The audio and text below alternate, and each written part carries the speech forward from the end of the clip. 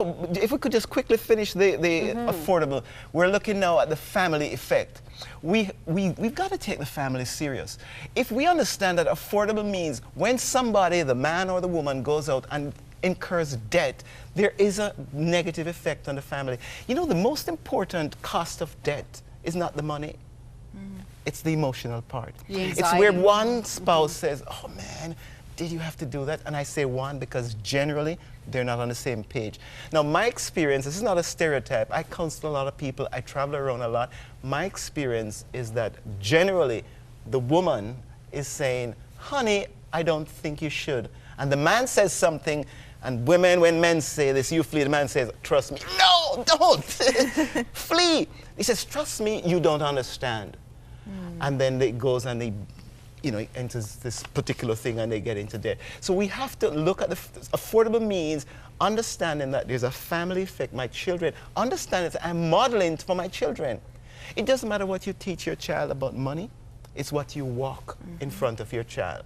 So this is where your family council comes in. Yes. Chapter 12, Michael. Chapter 12. There's even a picture of the family sitting around the table. And it's my granddaughter, Adrian, who drew that. Oh, she did? Okay, Oh, yes. we've got to get a close-up. The granddaughter did the picture. Yeah.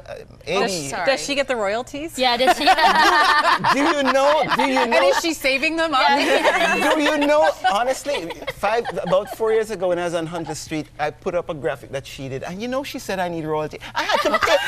She said that. And you said that's only for your education and put it in the only box. Yeah. Right. Save it. She's actually quite good. She and I, over the few years, what we do every winter, every summer, is I take her on a shopping spree.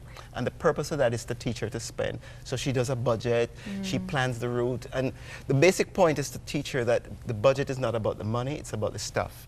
You need one coat, one shoes, etc. So the budget wasn't the money. So we went there and we would go, and so if you go and budget, say, $250, that's not the budget. The budget is what's there. So if she was able to buy one sweater for $10 instead of $15, $15 comes off the budget, not 10, because the sweater is removed. So, oops, okay. If you're budgeting, which I'm gonna jump into the federal budget. I'm sorry. Oh, here we go. There's no such thing as a $10 sweater. No, one of the problems we have is that we focus on money. So I say to Adrian, if you're buying a sweater, if we have budgeted one sweater for $25, we have not budgeted $25. We have budgeted for one sweater, but the maximum you could spend is $25. So if you spend $15, $25 goes because the sweater is no longer needed. Can't you transfer that saving to shoes? You can't do the $10 to shoes, that's what I was going to say. No, because you wanted a sweater. Your thinking has to change. Oh, this is really hard medicine. This It is hard. It is hard. And even more than our going shoes. But then the bottom line doesn't work out at the end, because then you've got that extra $10 left. But you got your sweater. No, because the way we do it, I'm with her and we have the budget, we just put a line through that. So the sweater, remember, we're focusing not on the money side. Right, so not the bottom line. You're saying a sweater coat, no matter what the price is. No, maximum. Maximum. Oh yeah, you can't exceed that. You can't exceed the maximum. Right. So when the government says in the budget, we're going to cut spending, I'm saying, that's a big deal. That's like saying the tap is running and I'm going to put my hand under and stop it from running. What is driving the tap are the programs. So we need to make tough choices and cut some programs. Cutting spending, I was a CFO, cutting spending is meaningless. Cutting spending feels good before, but... And it gets you reelected. And yeah, and I guarantee in a year's time, they're going to be overspending. Because we have to focus on the item. We have to focus on the people, projects, programs. That's what you focus on. Healthcare. We are never going to fix our healthcare.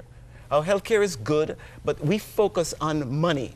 We try to increase the amount we spend on healthcare. That's not good. We should be looking at performance measures. In fact, I think we should reduce the amount we spend and increase the productivity and the quality. But if all you say to somebody is the more you spend is the more you get, what are they going to do? Where is the responsibility?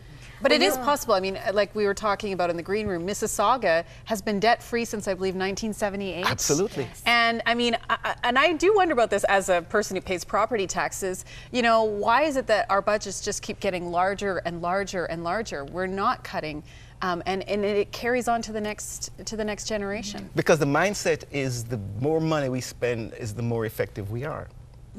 For instance, that's why I disagree with stimulus. Why are you spending our money as if it's good? Oh, we're spending so much in stimulus. That's not the point. The point is to look at each project to say, is that ready? Is it necessary?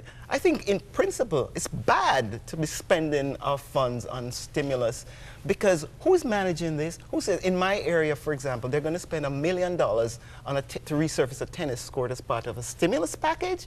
Give me a break. I would spend much less than that. I wouldn't do that today. There are more pressing projects, but so the essence of what I'm really trying to say is that when we focus on money, we are focused on the wrong thing. You know, in management, we say if you can't measure it, you can't manage it. Money is the end result. What you should measure is the input. So what is driving our spending? Yes. What is making us do these things? Yes, that's what. So also the mindset, if you start with a mindset which says, I must live with what I have, I must accept what I have, you will be able to live within your budget. But are you supposed to live within your budget or below your budget? You're supposed to do the right thing with a maximum amount to spend. Do the right thing. For example, sorry, this sounds really strange. Nobody could ever get a budget right. God alone knows the future. The budget is the future. So you do your best estimate, focusing on the inputs and what the cost should be. Now, the overall, the maximum cost is what's going to drive you, but at the end of the day, you're trying to look at your inputs. So you're going to change your inputs. In my example, supposing Adrian and I went out and we found that the sweater was $35 and the hat was $15, then we'd have to make a decision. So we're going to get one of those. That takes work and It's sacrifice. not fun to shop with. No, I was going to Although I say think we that. should do a shopping trip with you. Should. This could be Wait a good second, television. that goes against what we would